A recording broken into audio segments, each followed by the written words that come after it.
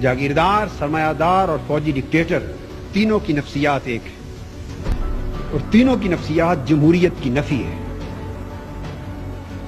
حقانی صاحب، تینوں کی نفسیات جمہوریت کی نفی پر قائم ہے۔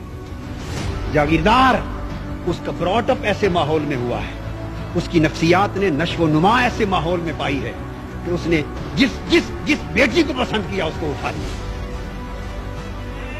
اسے قوم کی بیٹی کی عزت اپنی بیٹی کی عزت دکھائی نہیں دیتی۔ جس نے سر اٹھایا اسی کی چوری کروا دی، اسی کو اغوا کروا دیا، قتل کروا دیا۔ وہ جاگیردار جس کی نفسیات اس ماحول میں بنی ہے، جب وہ پورے ملک کا اقتدار لیتا ہے تو وہ پورے ملک کو اپنی جاگیر کے طور پہ چلانا چاہتا ہے، یا پورے ملک کو اپنی جاگیر کے طور پہ چلانا چاہتی ہے۔ دونوں صورتیں۔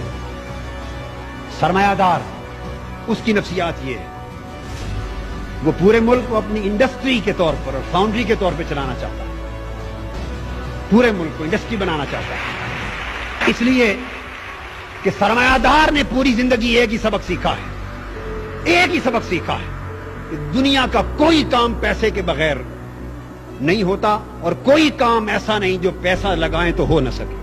ایک ہی اصول ہے اس کا، وہ ہر ایک کو خریدنا جانتا ہے، ایک چپراسی سے لے کر بجلی کی لائن مین تک، ایک آئی ٹی او سے لے کر انکم ٹیکس کے کمشنر تک، اس نے ہر ایک کو پیسے سے خریدنا سیکھا ہے۔ جب وہ ملک کے اقتدار پہ آتا ہے تو سارے ادارے پیسے سے خریدنا چاہتا ہے، اس سے پورے کے پورے ملک کا سسٹم تباہ و برباد ہوتا ہے۔ اس کے ذہن میں بھی جمہوریت کی نفی ہے۔ اور فوجی ڈکٹیٹر، اس نے بھی زندگی بھر ایک ہی بات سیکھی ہے کہ جو حکم دوں آگے نو کی کسی کو جرأت نہیں۔ جب وہ اقتدار پر آتا ہے تو وہ پورے ملک کو بٹالین کی طرح چلانا چاہتا ہے۔ 48 سال میں ملک کی زمان اقتدار بدل بدل کے ان 3 طبقات میں ہوئی۔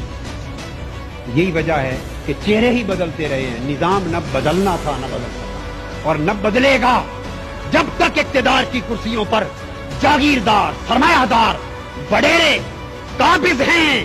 اس وقت تک اس ملک کی تقدیر، اس ملک کا نظام، اس ملک کے غریب کا مقدر کبھی بدل نہیں سکتا۔ اگر غریب کو اپنا مقدر بدلنا ہے تو اقتدار ان سے چھیننا ہوگا، ان ایوانوں سے ان کو نکالنا ہوگا۔